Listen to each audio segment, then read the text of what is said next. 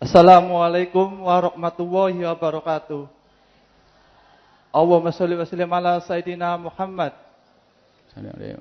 Gimana Buya kiat-kiat kita menghadapi Wahabi untuk saat-saat ini? Karena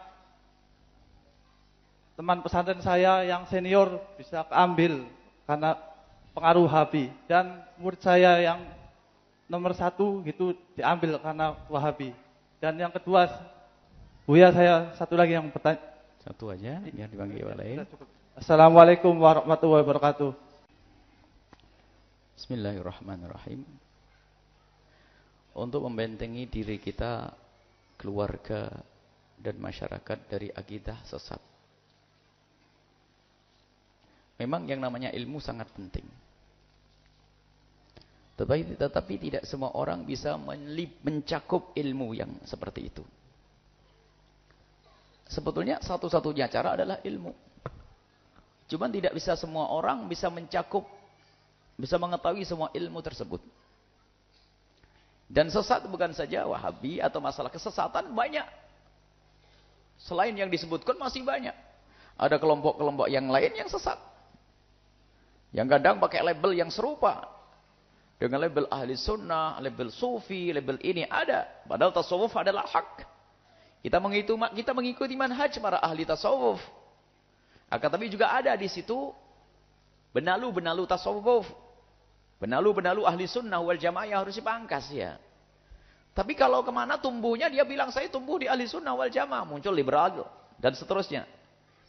Jadi untuk membentengi akidah, memang aslinya dengan ilmu. Akan tapi tidak semua orang bisa belajar ilmu detail dan seterusnya. Dan terlalu banyak. Saat ini ada kelompok ini. Setelah saya paham ilmu ini, ada lagi ini. Wah, perlu memang kita belajar yang demikian itu. Sehingga sampai orang yang katanya punya ilmu pun kebablasan, kebawa. Karena apanya? Ilmu yang dipelajari adalah mungkin dengan cara yang salah atau mungkin tidak kuat ilmunya. Sehingga dengan ilmu pun orang masih kebawa. Karena apa? Dia mengandalkan ilmu. Ketemu lagi dengan orang yang ilmunya lebih licik lagi. Seolah-olah lebih hebat karena kelemahan. Sehingga sesuatu itu akan tampak kuat bukan karena kuat kadang. Sesuatu tampak kuat karena lemahnya kita. Kita akan menganggap mereka kuat mungkin sesaat kita lemah. Kita lemah. Karena kita lemah ilmu dan seterusnya. Maka untuk pembentengan yang paling sederhana adalah perkumpulan yang baik. Dengan siapa Anda bergaul. Itu saja sudah yang paling sederhana. Perkumpulan yang baik, ahli kebaikan, orang Masya Allah ibadah, ya dengan kegiatan-kegiatan rutin yang sangat sederhana ini. Adapun masalah kajian ilmiah, ini peringatan bagi semuanya. Jika Anda bukan ahlinya, jangan Anda mendebat. Awas. Kalau Anda merasa bukan ahlinya, jangan Anda mendebat.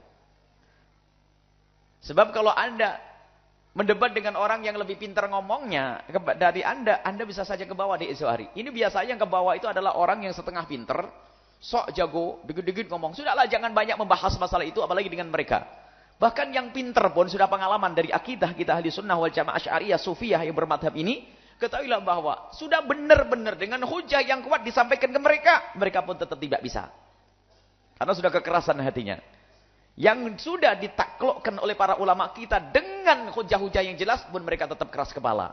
Mau apa lagi? Kita mau mendebat mereka. Nah, ini gara-gara mendebat yang bukan ahlinya. Inilah yang menjadi kita sering ke bawah.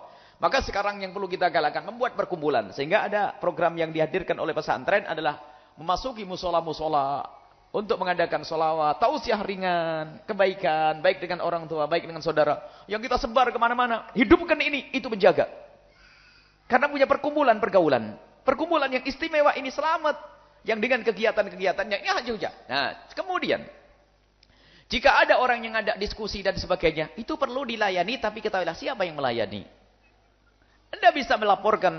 Anggap saja di sini sentral kecil. Karena nanti ada sentral lebih besar lagi. Maksudnya apa? Anda bisa menyampaikan di sini, ada orang di sana, tokoh, selalu ngajak diskusi. Mungkin baiklah. Kalau begitu dijanjikan waktu yang baik. Diskusi yang benar. Mungkin kita kirim anak kita satu. Kalau mungkin baiklah, pengennya sama Buya, bolehlah nanti diagendakan di syuting dan sebagainya. Agar orang pada tahu.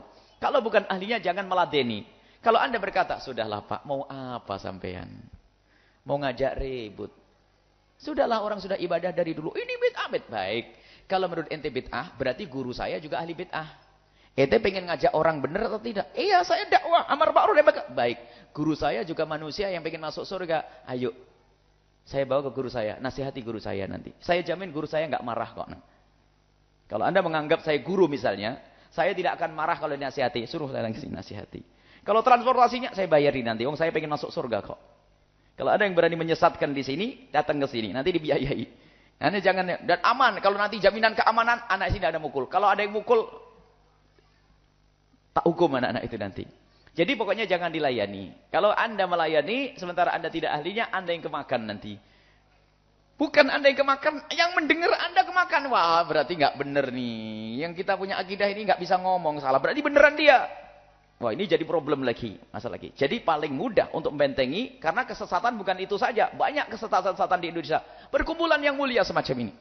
Perkumpulan ini biasanya ada link Ustadz ini, set ini. Kalau kita lihat linknya, lihat. Mulai dari Jawa Barat, Jawa Timur, semua jelas. Mulai dari pesantren yang jelas. Ya. Kalau kita nyambung ke daerah Jawa Timur, di Jawa Timur ada Darul Qawad Dakwah Bangil.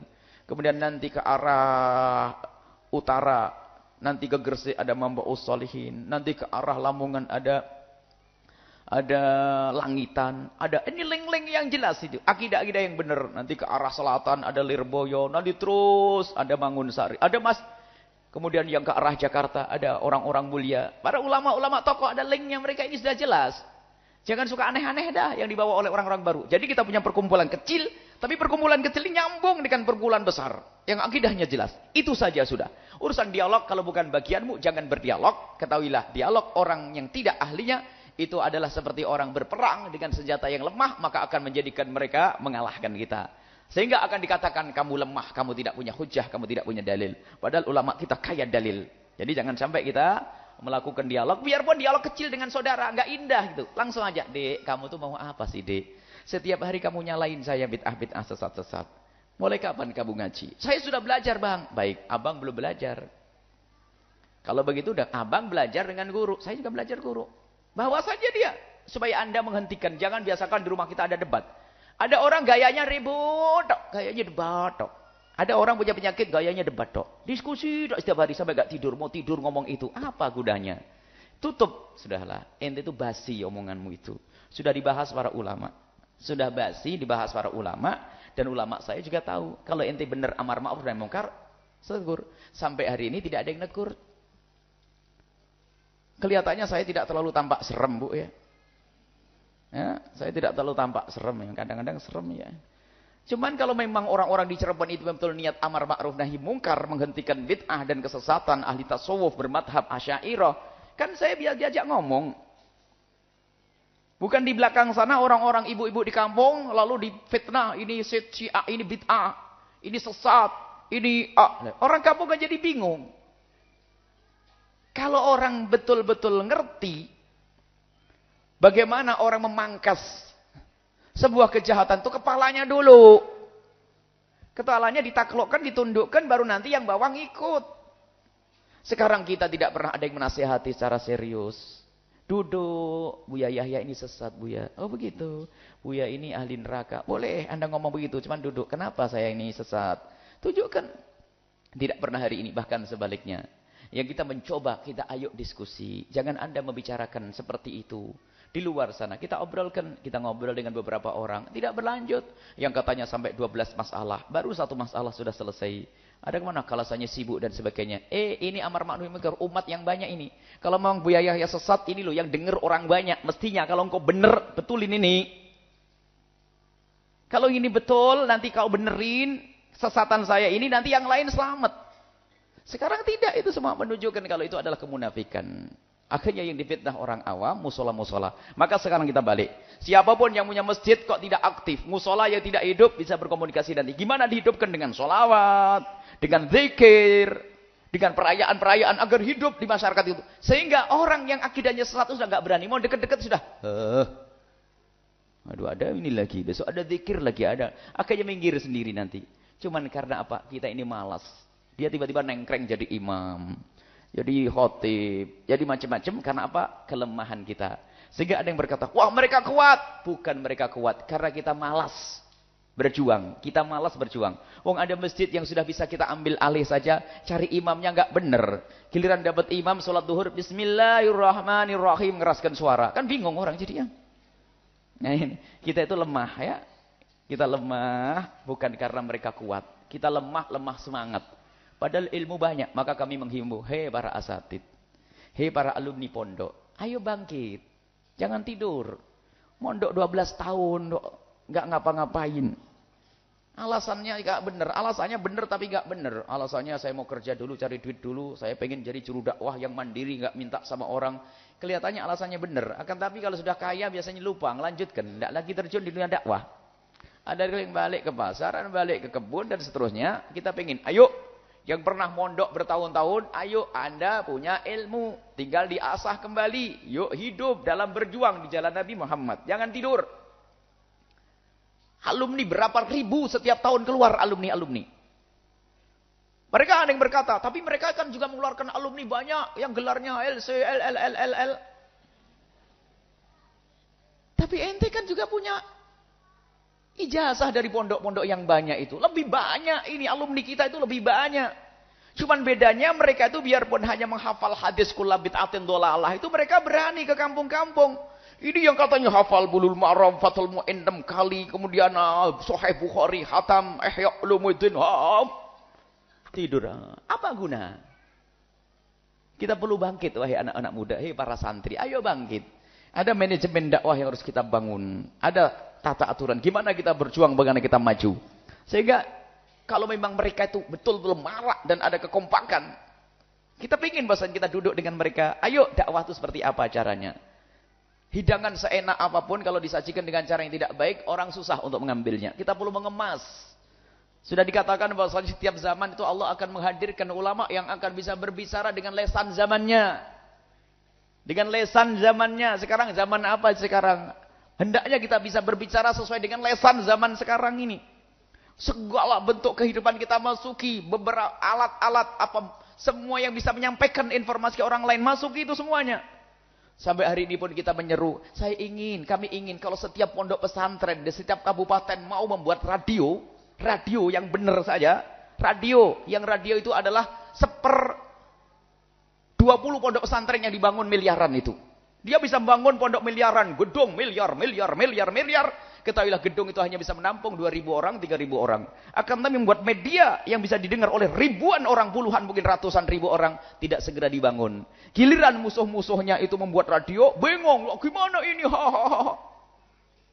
Inti bangun media. Kadang kita memberikan motivasi sampai capek 2 jam setengah. Insya Allah. Bismillah. Betul lanjut. Bismillahirrahmanirrahim. Sampai khatam Qur'annya selesai. Sudah bangun? Belum Buya. Bismillah. Hanya bismillah toh. Kita perlu semangat ya. Pemuda-muda yang sudah pernah mondok. Mondok seberapa tahun pun ketahuilah. Hargai ilmu gurumu. Jangan merendahkan ilmu gurumu. Biarpun sedikit yang diberikan oleh guru akan banyak kalau engkau faham. Kadang sudah mondok tak taunya sampai di rumah ngantuk. Ilmu gurumu kau hargai. Seberapa banyak yang diberikan oleh gurumu. Manfaatkan itu. Gunakan untuk berjuang. Itu keinginan gurumu. Jangan tidur saja. Semoga ini bermanfaat. Kadang-kadang harus begini, keras begini ini. Sebab kalau orang ngantuk itu, kalau hanya dibigang ngomongnya halus tambah tidur. Kalau keras begini, kalau perlu pakai cambuk juga ini.